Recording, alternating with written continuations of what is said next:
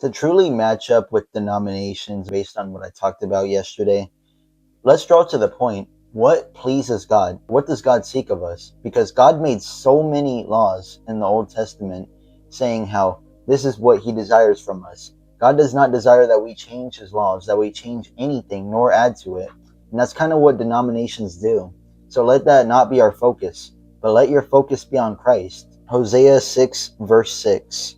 For I desire mercy and not sacrifice, and the knowledge of God more than burnt offerings. The key words in that verse were knowledge and burnt offerings that God desires more so over.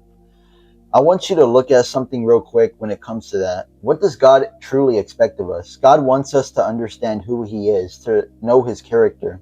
God does not want us to add anything other than what he has given us. God tells us that we should do this, that we should do that. We should not add, but truly the way how he has given it to us, because he desires to help us understand what it truly means to be his followers, what it truly means to follow in the ways that he has given us. Because whenever it kept on going up, the reason God says that he does not desire sacrifice more than mercy is because they were offering just straight up plain old random things, but they weren't actually offering up their own hearts. And that's what God seeks. He wants to know your heart. He wants to know you.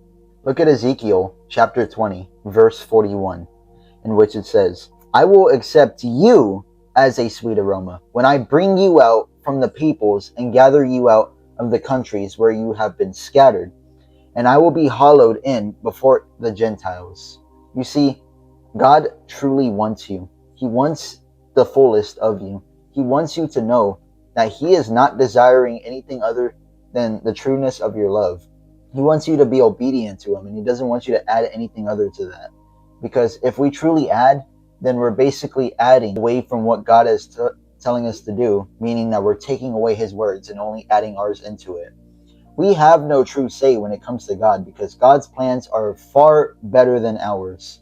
So let it be that we trust in God and that we depend on him, not in our own ways, not in our human creeds, not in the things that we add, but in all the things that he has given us, that we stand firm in the faith.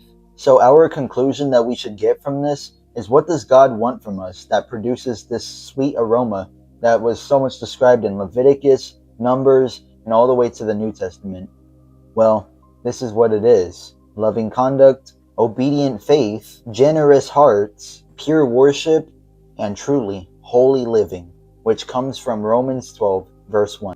And so the most that we can do is we can truly live for him, knowing that he died for us and rose so that we can do so.